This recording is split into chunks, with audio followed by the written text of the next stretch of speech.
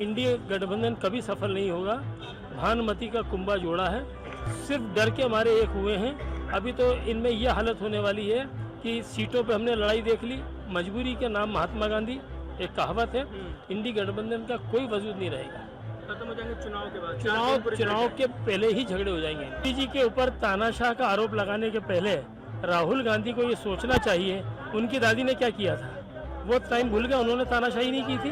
कांग्रेस का तो 30 भी पार नहीं होने वाला है, आप उसकी चिंता मत कीजिए, हम बीजेपी की बात कर रहे हैं। कांग्रेस इससे ज्यादा आगे बढ़ ही नहीं सकती है। मोदी तो चुनाव कराएंगे, चुनाव लड़ने सामने कोई नहीं आएगा, ये बात पक्की है, क्योंकि उनकी ताकत ही नहीं रहेगी। बिल्कुल हैक नहीं होता है, खुद की जीत के टाइम बरोबर उनको ईवीएम अच्छा लगता है। कोर्ट भी जब उनकी समर्थन में कोई आता है, पक्ष में आता है कोई फैसला, तब ठीक लगता है, नहीं तो कोर्ट भी उनको गलत लगती है। नमस्कार दोस्तों, मेरा नाम है सुरजीत और आप देखना शुरू कर चुके हैं द लोकसभा। चांदनी चौक क्षेत्र में आए थे चुनावी कवर करने, उनमें रैली चल रहा था इनका प्रवीण खंडेलवाल का, जो कि बीजेपी से प्रत्याशी बनाए गए हैं। पूछेंगे जिस तरीके से नारा लग रहा है आपकी बार 400 पार, एक तरफ से कहा जा रहा है कि बीजेपी पार्टी का 250 पार भी नहीं होने वाला है। इस पर राय लेंगे जनता से और ये भी पूछेंगे कि कितनी सच्चाई 400 पार का जो नारा लग रहा है उसमें।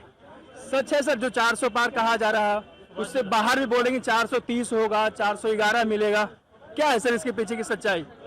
जनता जब देने पर आती है रुकता कुछ नहीं है। हमने कहा 272 प्लस, तो जनता ने 283 दिया। जब हमने 300 पार की बात की तो 303 दिया। तो जितना हम मांग रहे हैं जनता उससे ज्यादा देना चाहती है, इसलिए आप मान के चलिए कि 400 मिनिमम की बात है, ऊपर कितना आएगा कोई अंदाजा नहीं है। कांग्रेस पार्टी तो बोल रही है कि 250 पार भी नहीं होने वाला है, इनका सब झूठ बोलते हैं। कांग्रेस का तो 30 भी पार नहीं होने वाला है, आप उसकी चिंता मत कीजिए, हम बीजेपी की बात कर रहे हैं। कांग्रेस इससे ज्यादा आगे बढ़ ही नहीं सकती है, बीजेपी तक सोचे उसकी सोच ही नहीं है। क्या मुद्दे होंगे सर जिस पर आप लोग इतने कॉन्फिडेंस के साथ बता रहे हैं कि 400 पार होने वाला है? क्या अच्छा हो गया, क्या पसंद का है काम मोदी जी का है सब? विकसित भारत, 80 करोड़ लोगों को फ्री अनाज, आप समझिए उज्ज्वला योजना, जनधन खाता, ऐसा क्या काम है जो मोदी जी ने पहले दिन कहा। जब पहली बार मोदी जी संसद में घुसे तो माथा टेक कर कहा मेरी सरकार गरीबों के लिए काम करेगी। आज आप देख लीजिए गरीबों के जितनी भी बातचीत थी, आज गरीब बड़े मजे में सुविधा में रह रहे हैं। आप मानिए कि 200 करोड़ लोगों को फ्री वैक्सीन कोविड जैसी बीमारी से बाहर निकाला है। ऐसा कोई काम नहीं है जिसकी कल्पना कभी भारत के लोगों ने की हो और जो उसकी भी सीमा ना पार कर गया हो। तो उसी आधार पर, उसी वायदे पर, उसी जोश पर हम कह रहे हैं अब की बार 400 पार। एक और बात कहा जा रहा है कि इसके बाद चुनाव ही नहीं होगा। मल्लिकार्जुन खड़गे बोल रहे हैं कि 2024 आखिरी चुनाव होने वाला है, मोदी इसके बाद चुनाव ही नहीं कराएंगे। नहीं, मोदी तो चुनाव कराएंगे, चुनाव लड़ने सामने कोई नहीं आएगा, ये बात पक्की है, क्योंकि उनकी ताकत ही नहीं रहेगी। तो मोदी तो चुनाव कराएंगे ही। अब वो सारी की सारी 543 सीटें अगर देश मोदी को देना चाहे तो कौन मना कर सकता है? एक आरोप लगाते कि तानाशाह बन गए हैं मोदी जी। 1975 भूल गए हैं क्या? आज राजनाथ जी ने कहा है कि माँ के संस्कार के लिए भी छुट्टी नहीं मिली है, पैरोल नहीं मिली है। जो इंदिरा गांधी को भूल गए हैं वो ऐसी बात कर सकते हैं। तानाशाही अगर सबसे ज्यादा किसी ने की देश के अंदर, दुनिया के अंदर, जो नाम लिखा गया वो इंदिरा गांधी का, कांग्रेस का है। एक आरोप और भी लग रहा है कि ईवीएम हैक हो जाता है, मानती इस बात को आप? जिसने बोला उससे पूछिए, मैंने तो कभी ऐसा सोचा नहीं और ना कभी देखा। तो राहुल गांधी से ही पूछिए ना इस बात को, वो ही बताएंगे कि ऐसा होता है कि नहीं होता। ईवीएम का मैं बताता हूं। हाँ, देखिए ईवीएम जब खुद जीतते हैं तो बोलते हैं ईवीएम ठीक है, जिस दिन खुद की हार हो जाती है उस दिन बताया जाता है कि ईवीएम खराब हो गया। हैक हो जाता है? बिल्कुल हैक नहीं होता है, खुद की जीत के टाइम बरोबर उनको ईवीएम अच्छा लगता है। कोर्ट भी जब उनकी समर्थन में कोई आता है, पक्ष में आता है कोई फैसला, तब ठीक लगता है, नहीं तो कोर्ट भी उनको गलत लगती है। तो जब कुछ भी नहीं बचता है आपके पास तब सब ये बहाने लगाने का काम स्टार्ट हो जाता है। बोलते हैं कि मोदी संविधान बदलने वाले हैं इस बार चुनाव। देखिए बात यह है, जो अम्बेडकर जी ने संविधान लिखा उस संविधान को यूं का यूं लागू किया गया है। लेकिन आज की बात नहीं है, जब जब भी देश को जरूरत लगी अनेकों बार देश के संविधान में संशोधन हुआ है। अभी भी देखा 1500 ऐसे कानून थे जिनका की कोई लेना देना ही नहीं था, एक साथ में ऐसे कानूनों को बदला गया। जो भी ऐसा कानून देश की गरीब जनता को उनके हक को खत्म करने में आएगा, ऐसा कोई भी कानून इस देश में नहीं रहेगा। संविधान सबके लिए समान अवसर देने के लिए खड़ा है, किसी को भी कोई चिंता करने की जरूरत नहीं है। 400 पार लॉक कर दे। 400 पार तो मोदी जी ने बोला, मुझसे अगर कोई पूछे तो मैं बोलूं 500 पार। मोदी जी का 42 का भी ना दूं मौका कांग्रेस को। नहीं लगता सर होगा 400 पार। बिल्कुल होगा, बल्कि ये कहता हूँ कि 405 जो नारा दिया है आपने बताया वो 500 पार। नहीं ठीक है, भारतीय जनता पार्टी के कार्यकर्ता और कैट के व्यापारियों को उत्साहित है, पर 400 पार का जो टारगेट मोदी जी हमेशा कहते हैं ना कि वो सपने नहीं हकीकत बुनते हैं, इसलिए लोग मोदी को चुनते हैं। उन्होंने हकीकत बयान की है कि 400 पार करेंगे तो करेंगे। और बाकी जो बातें हैं कि तानाशाह, संविधान बदलना, तो विश्व गुरु बनने के प्रयास में अगर हम आज पंक्ति में खड़े हैं तो कहीं ना कहीं भारत देश के संविधानों में जो गलतियां हैं, जो कमियां हैं, उसे दूर करेंगे तो ही विश्व गुरु बनेंगे ना। हम अगर विश्व गुरु बनने की कगार पे खड़ा है मोदी जी के नेतृत्व में, पूरा वर्ल्ड आज पूरा विश्व देख रहा है मोदी जी की तरफ उम्मीद से। मोदी जी की एक आवाज को सुनने के लिए बाइडेन हो या पुतिन हो, वो तैयार रहते हैं। ऐसा कब हुआ था भूतकाल में, बताइए, एक वाक्य बता दीजिए जब अमेरिका और रूस ने भारत के प्रधानमंत्री की बात मानी हो। क्या लगता है सर, जिस तरीके से कहा जा रहा है कि 400 पार होगा, किस मुद्दे पर आप देंगे उनको 400 पार? अब क्या बता रहे हैं जनता को जो काम हुआ है? जनता को 75 साल के हमारे आज़ादी के हुए हैं, उसमें जो 65 सालों में काम हुआ है और पिछले 10 सालों में काम हुआ है, उसको अगर आप मिलाने जाएंगे तो आपको प्रत्यक्ष रूप से समझ में आएगा। जिस तरह का काम इंफ्रास्ट्रक्चर का हुआ है, जिस तरह का काम किसानों के लिए हुआ है, जिस तरह का काम गरीबों के लिए हुआ है, ये आज तक के 75 साल के इतिहास में नहीं हुआ था। ये पिछले 10 सालों में हुआ है। इसके लिए ही भारत की जनता मोदी जी के साथ है। एक और आरोप लगता है कि ईडी, सीबीआई सरकारी एजेंसियों की बदौलत तोड़ मड़ोड़ कर सरकार बनाती है और अपनी पार्टी में शामिल कराती है नेताओं को। देखिए, ये बातें कब लागू हो रही है, जब आप कुछ गलत कर रहे हो। अगर मेरे पे कोई इल्जाम लगाना है तो मेरे में कुछ अगर मैंने गलत किया है तब है। सीबीआई भी यही सीबीआई थी, ईडी थी। मोदी जी और अमित शाह जी को भी उन्होंने बुलाया था, उनसे भी बयानात लिए गए थे, उनसे भी पूछताछ की, उन्हें तो कभी विरोध नहीं किया। वो तो समझ पे एक ही समझ पे चले गए, क्यों नहीं जा रहे जो दूसरे लोग, तो समझने की बातें हैं। यानी ये जब कोई भी आपके पास मुद्दा नहीं बता है तब आती है गलत आरोपबाजियां। तो ये गलत आरोपबाजियां चल रही है, इसके अलावा कुछ भी नहीं है। विपक्ष के पास मुद्दा ही नहीं है। बिल्कुल कोई भी मुद्दा नहीं बचा है, क्योंकि भ्रष्टाचार सबसे पहला मुद्दा होता है जो कि जड़ मूल से खत्म है। तो आपके पास बचे क्या मुद्दे? अच्छा, आप डेवलपमेंट अच्छा कर रहे हो, आप विश्व में आपका नाम अच्छा हो रहा है, आपकी फॉरेन पॉलिसी काम कर रही है, आपके पास मुद्रा भंडारण भरा हुआ है, तो किस मुद्दे पर आप कहोगे? जब मुद्दे नहीं है तब ऐसे मुद्दे जो बचकाना मुद्दे जिसे बोला जाता है, ऐसे मुद्दों पे आरोप कर रहे हैं विपक्ष। इसके अलावा कुछ नहीं। लोकतंत्र खतरे में नजर आ रहा है सर, मानते हैं इस बात को? नहीं, बिल्कुल नहीं मानते। ये विपक्ष वाले बहुत आरोप लगा रहे हैं कि मोदी जी आए हैं, लोकतंत्र नहीं, खतरे में आ गया जब से। ऐसा कुछ भी नहीं है। सब बढ़िया चल रहा है। बढ़िया चल रहा है, 400 पार आ जाएगा? हो जाएगा 400 के पार। क्यों आएगा सर, कुछ बताइए रीजन। वैसा 10 साल में जो डेवलपमेंट बताया, रोड, रास्ते, रेलवे, सब बढ़िया हो बढ़िया हो रहा है। बोलते कि महंगाई बढ़ा दिया, रोजगार नहीं दे पा रही है सरकार। नहीं, ऐसा कुछ भी नहीं है। महंगाई कुछ नहीं बढ़ रही है। हाँ सर, देखिए, बहुत आरोप। महंगाई पे जो आरोप है, एक तो सबसे पहले कोविड काल से जो देश की गरीब जनता है उसको फ्री राशन 80 करोड़ लोगों को दिया जाता है। इसके बाद जो बची आबादी, उनको तो अपने आप में वो समर्थ है, इसके लिए कोई महंगाई का दावा है तो वहाँ पे ही खारिज हो जाता है। और आप अगर पिछले 75 सालों में हर साल जितनी महंगाई बढ़ी है, उसी को अगर आप इनसे मिलान करिए तो आपको समझ में आ जाएगा कि किसी भी प्रकार की महंगाई इस पिछले 10 सालों में नहीं हुई है। आप चावल से लेके गेहूं से जो सबसे नीडी चीजें हैं उनका अगर अध्ययन करेंगे और पेट्रोलियम प्रोडक्ट है इनका अध्ययन करेंगे तो कहीं पे भी सरकार ने महंगाई होने नहीं दी। और सरकार इतनी तत्पर होती है। मेरा खुद का कारोबार अनाज से लेके तेल का है, जो आवश्यक वस्तु है जिसका मैं कारोबार करता हूं, जिसका मैं राष्ट्रीय अध्यक्ष हूं, तेल बाजार का, जहां पर सरकार आज सोचती थी इसके पहले ये कदम उठा लेते हैं, विदेश से जरूरी चीजें आयात पहले कर लेते हैं, उसका अध्ययन करके, और जो चीजों का यहाँ से निकास करनी है वो भी की जाती है ताकि हमारे किसान भाई है वो सुखी रहे। इसलिए मुद्दे नहीं बचे हैं, ये सब बातें हैं। क्या मुद्दे होंगे सर आपके लिए 400 पार के नारे बीच? क्यों चुनेंगे मोदी जी को आप? मोदी जी को इसलिए चुनेंगे कि सबसे पहले हम लोग व्यापारी हैं। भारत की 5 ट्रिलियन की अर्थव्यवस्था बनाने मोदी जी ने संकल्प लिया, उनकी ये परिकल्पना है और वो अर्थव्यवस्था को मजबूत करने में हमारा पूरा व्यापारी भाई, पूरा कैट उनका साथ देगा, समर्थन देगा। इसलिए वो आपकी बार 400 पार। क्या नाम है सर आपका? Ramesh Gupta, national vice president, confederation of all India traders, Indore. एक आरोप बहुत ज्यादा लगता है कि मोदी जी तानाशाह की तरह बर्ताव कर रहे हैं, देश में किसी की सुन नहीं रहे। ये राहुल गांधी का आरोप है, आप मानते हैं इस बात को? मोदी जी के ऊपर तानाशाह का आरोप लगाने के पहले राहुल गांधी को ये सोचना चाहिए उनकी दादी ने क्या किया था। वो टाइम भूल गए, उन्होंने तानाशाही नहीं की थी, या तानाशाही आज उन्होंने कोई भी गवर्नमेंट भंग नहीं की, उन्होंने कोई भी आदमी को जबरदस्ती अंदर नहीं बना। मीसा किसने लगाया था? सरकार ने।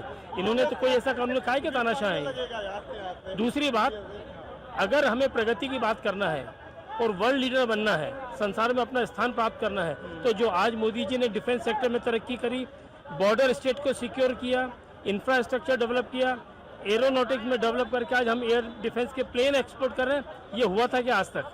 तो हमने देश की खूब तरक्की करी है। और मैं समझता हूँ कि हम 5 साल का अगर ये मौका और मिल जाएगा तो जैसी 24 से 29 जो आप संविधान बदलने की बात कह रहे हैं, लोकतंत्र खतरे में आप ये कह रहे हैं लोकतंत्र खतरे में, समझ में मेरे नहीं आता।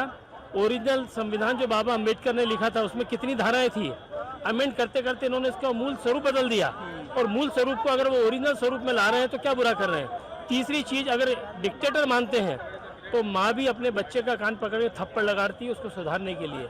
अगर मोदी जी देश के जनसेवक हैं और वो अगर जनता को थोड़ा सा थप्पड़ मार के सुधारें और देश की तरक्की करें तो मैं उसको डिक्टेटरशिप नहीं मानता। एक और आरोप है कि ईवीएम हैक हो जाता है, बराबर। बोलते हैं कि राजा का प्राण ईवीएम में बसता है, राहुल गांधी बोल रहे थे। राहुल गांधी का सोचना वाजिब है।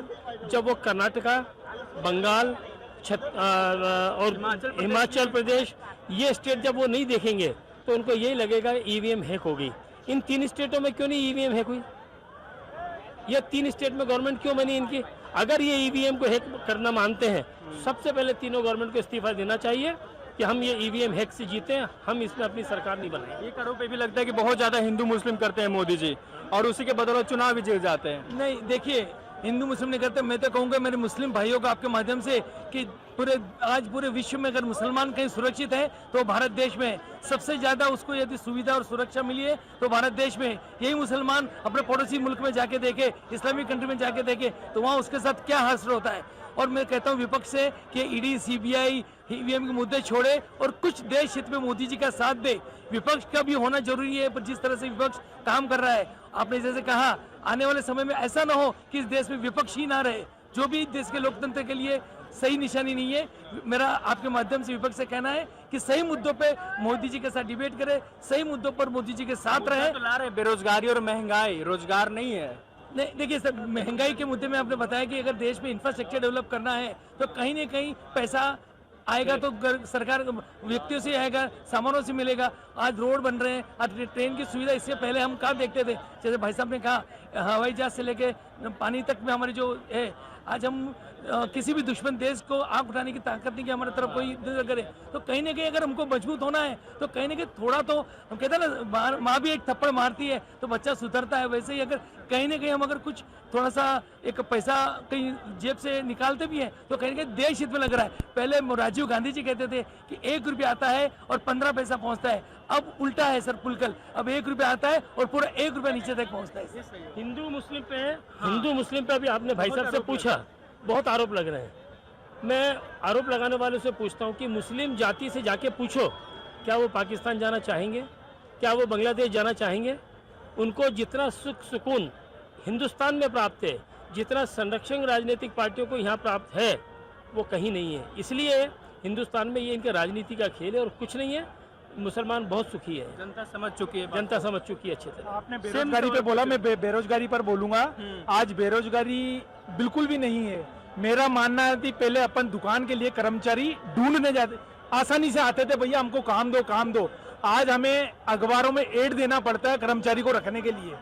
पहले कर्मचारी काम करने के लिए आगे खुद बढ़ के आता था दुकानदार के लिए। इसका मतलब बेरोजगारी नहीं है, हमें एड देना पड़ रहा है, अखबार के माध्यम से कर्मचारी को बुलाना पड़ रहा है। तो इसमें कहाँ है बेरोजगारी? हम तो मानते ही नहीं बेरोजगारी है। ये तो इन्होंने एक मुद्दा बना दिया, बेरोजगारी बेरोजगारी। बिल्कुल कोई बेरोजगारी नहीं है, हम नहीं मानते कि बेरोजगारी। अलायंस बना था, इंडिया अलायंस, एनडीए के सामने, क्या वो सफल होगा? बिल्कुल सफल नहीं होगा, क्योंकि मोदी जी इतनी तेजी से काम कर रहे हैं इस हिंदुस्तान के लिए कि यहाँ की जनता वो भी चाहती है कि हर क्षेत्र में मोदी जी काम कर रहे हैं तो उन्हीं को भारी बहुमत से जिताया जाए। सफल होगा सर अलायंस? इंडिया गठबंधन कभी सफल नहीं होगा। भानुमति का कुंभा जोड़ा है, सिर्फ डर के मारे एक हुए हैं। अभी तो इनमें यह हालत होने वाली है कि सीटों पे हमने लड़ाई देख ली, मजबूरी के नाम महात्मा गांधी, एक कहावत है। इंडी गठबंधन का कोई वजूद नहीं रहेगा। खत्म हो जाएंगे चुनाव के बाद? चुनाव के पहले ही झगड़े हो जाएंगे इनके। 4 जून तक वेट नहीं करेंगे? 4 जून तक वेट नहीं करेंगे। मैं तो इंडी अलायंस के सभी नेताओं को रिक्वेस्ट करूंगा कि पहले वो आपस में ये तय कर ले कि उनका एक प्रतिनिधि कौन होगा, उनका एक प्रधानमंत्री कौन बनेगा। जब उनके अंदर एक नाम के ऊपर भी इतनी बहस है तो वो भारत की जनता को क्या दे रहे हैं। आज कम से कम भारतीय जनता पार्टी और जो उनके एनडीए के संगठित दल है वो एक ही नाम मोदी जी का कर रहे हैं। वहाँ न राहुल गांधी के नाम पे सहमति है, न ममता बनर्जी के नाम पे सहमति है, न लालू यादव के नाम पे सहमति है। तो जब आपस में बिखरे पड़े तो मैं अभी भी कहूँगा विपक्षी नेताओं से हाथ जोड़ के कि विकास की बात करें और अगर वास्तविकता में वो भारत देश के नागरिक हैं तो भारत को विश्व गुरु बनाने में मोदी जी का हाथ बटाएं, मोदी जी के साथ मिलकर काम करें। आखिरी सवाल सर, मोदी जी पर आरोप है कि मोदी जी बस हिंदुत्व की बात करते हैं, बाकी धर्मों पर ध्यान नहीं देते जितना हिंदू पे देते हैं। मैं समझता हूँ कि ये बहुत बड़ी गलतफहमी है, उनकी गलतफहमी में जी रहे हैं कि मोदी जी हिंदुत्व को देते हैं। उन्होंने कहा सर्वधर्म संभाव। उन्होंने कहीं नहीं कहा कि मुसलमानों को निकाल के बाहर कर दो। उन्होंने कहीं नहीं कहा कि मुसलमान इस देश से चले जाएं। हिंदुओं की सुरक्षा उन्होंने बढ़ाने का प्रयास किया है। जो बहुत सालों में हिंदुओं के धर्मस्थल छीन लिए गए, हिंदुओं के हमने यूपी में देखा है किस तरीके से अल्पसंख्यक वर्ग ने हिंदुओं समाज के ऊपर अत्याचार करके 10 लाख रुपए की प्रॉपर्टी 2 लाख रुपए में ले ली, हिंदुओं के मोहल्ले खाली करा लिए, हिंदुओं की बच्चियों को खराब किया। और क्या हैसियत है इनकी बोलने की। जम्मू कश्मीर में नहीं देखा कौन कश्मीरी ब्राह्मण बचा, किसके टाइम की बात है ये। और मोदी जी तो उनको हिंदुओं को बसा रहे हैं लेकिन मुसलमानों को मार नहीं रहे हैं। हम सोचें कि आरोप लगाने के पहले कि भाई ये मुसलमान परस्त हैं, मुसलमानों का विरोध करते हैं, क्या कश्मीर में कभी इनकी आंख नहीं खुली? हाँ, कश्मीरी हिंदुओं की बहन बेटियों के साथ में क्या अत्याचार हुए और आज लखनऊ यानी यूपी में क्या कम अत्याचार हो रहे हैं। केरल में लेफ्टिस्ट सरकार है, वहाँ हिंदुओं के साथ में क्या अत्याचार। वहाँ के चीफ मिनिस्टर के बेटे ने क्या कहा है, क्या कीड़े मकोड़े हैं ये सनातन धर्म। तमिलनाडु हाँ स्टालिन ने कि ये सनातनी कीड़े मकोड़े की तरह इनको तो खत्म कर देना चाहिए। ये कौन सी भाषा है? तो मेरा मतलब हिंदू समाज नहीं, सब समाजों के रक्षक के रूप में मोदी जी आ रहे हैं। मैं तो कहूँगा यदि भारत देश में हिंदू की बात नहीं होगी तो क्या पाकिस्तान में जाके हिंदू की बात की जाएगी? आज भारत बरसों से हजारों सालों से हिंदुओं का राष्ट्र बना है, मगर फिर भी हिंदुओं ने सभी कौम को एक साथ समाविष्ट किया है, कहीं भी डिफरेंशिएट नहीं किया है, कहीं भी उनको अलग नहीं किया है। जिस तरह से तो अन्य कौमों से भी निवेदन है कि आज अगर जैसे इस्लामिक कंट्री अपना फतवा निकालती है, पाकिस्तान अपना फतवा निकालती है, मोदी जी ने ऐसा फतवा नहीं निकाला। मोदी जी तो उल्टा ये कहते हैं कि मिलजुल के रहो, मिलजुल के विकास की बात करते हैं। तो और अगर सनातन धर्म की बात मोदी जी करते भी हैं तो यहाँ पे हिंदू बहुतायत देश है तो उसमें कोई गलत मेजोरिटी में तो कोई गलत भी नहीं है। जिस देश में हिंदू बहुमती में उस देश में अगर हिंदू की बात नहीं होगी तो अमेरिका में या लंदन में जाके तो बात नहीं करेंगे। ये यही करनी योग्य है। मोदी जी सही कर रहे हैं अगर हिंदुत्व की बात कर रहे हैं सर। 400 पार। ठीक है, थैंक यू सर। ये थी जनता ग्रह, बाकी बने रहे हमारे साथ तो देखते रहिए द लोक सभा।